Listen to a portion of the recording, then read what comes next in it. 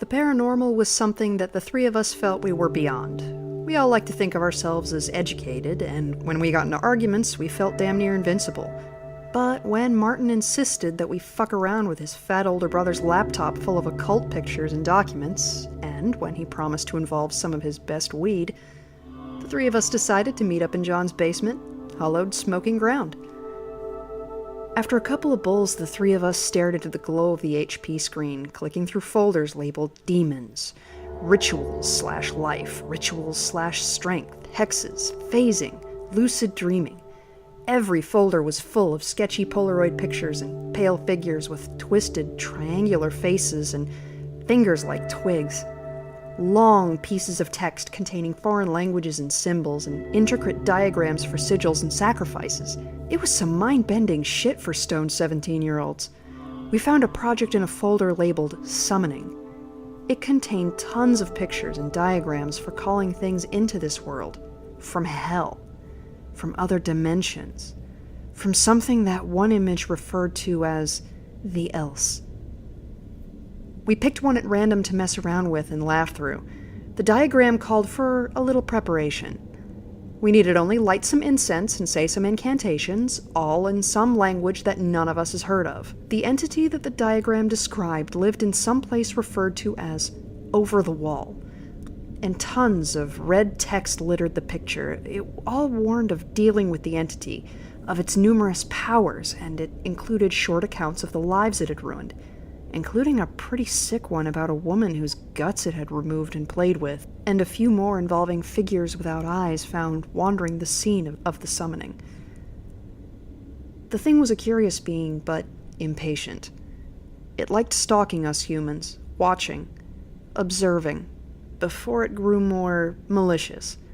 It started taking us, experimenting on us, driving us to do things for it, seeing what made us squeal or cry or bleed.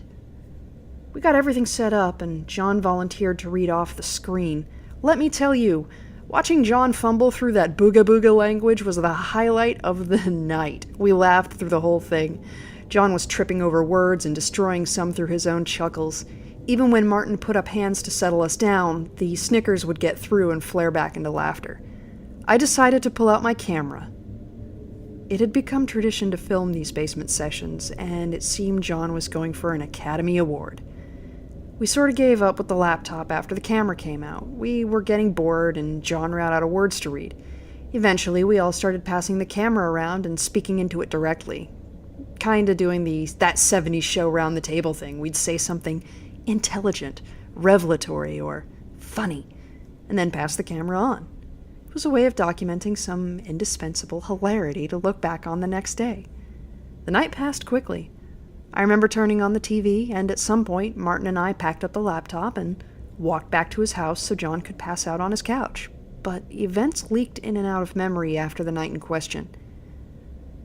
The next morning, I woke up to find my phone full of unread texts and missed calls, all from John. The gist of the messages was, "Get your ass over here," and the voice delivering the voicemails wasn't that of the easy stoner I was used to dealing with. He spoke in unconnected, short clips, a lopsided train of thought. "Found it downstairs. For fun, you know, supposed to. Just thought I found it in the camera. To see, you need to see. Supposed to be fun. Just over here, get over here, please." John sounded completely stern, almost lifeless, something that set a million little alarm bells off in my head. I went to find Martin, who had also gotten a phone full of messages, and we returned to John's house. We found him upstairs in the TV room.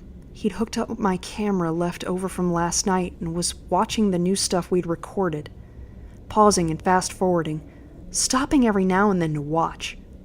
Martin and I crept into the room and took places quietly on the couch. We didn't want to interrupt. The footage played on, about as I'd remembered it happening, and I watched as the John on screen recited the incantations. Coming from his mouth, they sounded entirely made up, yet rhythmic, like poems from some other country. In the video, we'd been cracking up, and the sound of chalked laughs and giggles bounced around the room, but watching it again made me feel weird. Like I was seeing and hearing something I shouldn't be. Almost like snuff. I looked at Martin and then to John. John's stone face. Martin's mouth, slightly agape. And then the feeling that I was watching something forbidden made me feel like it had been a mistake to record that night. I finally asked John what was up, why he called us, why he seemed so somber, and he gave a cold answer, a knowing answer. Keep watching. So we did. The night on the tape played out, filling in memory gaps here and there as it happened. It ran to the point where we started talking into the camera and passing it around. John looked as though he'd snap on either of us at any moment. I didn't dare ask what we were looking for. Finally, in the video, I passed off the camera and John hit pause. See? See? Well? John alternated a stare, almost accusingly, between where Martin and I were watching and the TV screen itself. I glanced at Martin and he shook his head. On the screen, we were all sitting together on John's couch, throwing up rock and roll devil horns with our hands, stoned out of our minds. I stared at the image for a few fruitless seconds, but then it hit me like a train. I saw what John called us over to see, and it made me feel nauseous. John said it before I could. Who the fuck is holding the camera?